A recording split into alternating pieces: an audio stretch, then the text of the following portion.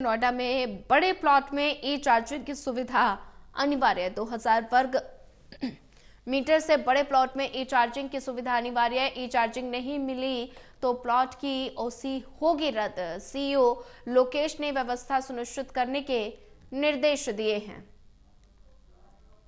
बड़ी जानकारी, नोएडा में बड़े प्लॉट में ई चार्जिंग की सुविधा अनिवार्य है। 2000 वर्ग मीटर से बड़े प्लॉट में ई चार्जिंग की सुविधा अनिवार्य है। ई चार्जिंग नहीं मिली तो प्लॉट की ओसी रद्द होगी।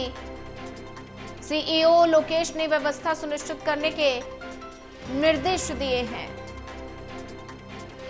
नोएडा में बड़े प्लॉट में ई चार्जिंग की सुविधा अनिवार्य है। 2000 वर्ग मीटर से बड़े प्लॉट में ई चार्जिंग की सुविधा अनिवार्य है।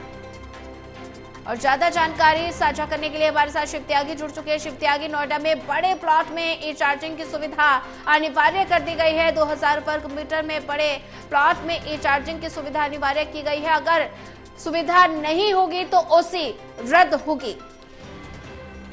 देखिए, नोएडा प्राधिकरण के सीईओ लोकेश एम के द्वारा यहाँ पे बड़े प्लॉटों का निरीक्षण किया गया और ये सभी वो प्लॉट है जो कि 2000 वर्ग मीटर से बड़े हैं। ऐसे में उद्योग तो यहाँ पे लगेगा ही, लेकिन साथ में जो पर्याप्त तरीके की जो यहाँ पे प्लॉट के अंदर यहाँ पे सुविधाएं होनी चाहिए उसको लेके भी यहाँ पे निरीक्षण किया जा रहा है। ऐसे में पार्किंग की व्यवस्था पूरी तरीके से हो और क्योंकि लगातार देश के अंदर ई चार्जिंग या ई व्हीकल्स का जो चलन है वो तेजी से बढ़ रहा है, उसको देखते हुए भी यहाँ पे उस तरीके की सुविधाएं बड़े प्लॉटों पे या बड़े जो फैक्ट्री है वो लगे, उसको देखते हुए यहाँ पे ये पहल शुरू की गई कि 2000 वर्ग मीटर से जो बड़े प्लॉट है उन सभी पे ई चार्जिंग की व्यवस्था की जाए। अगर ऐसे में ई चार्जिंग की व्यवस्था नहीं की गई तो यहाँ पे जो अधिकारी हैं निरीक्षण करेंगे। निरीक्षण करने के बाद उसकी जो ओसी है उसको कैंसिल करेंगे, क्योंकि ये देखा जाता है कि ओसी लेने के लिए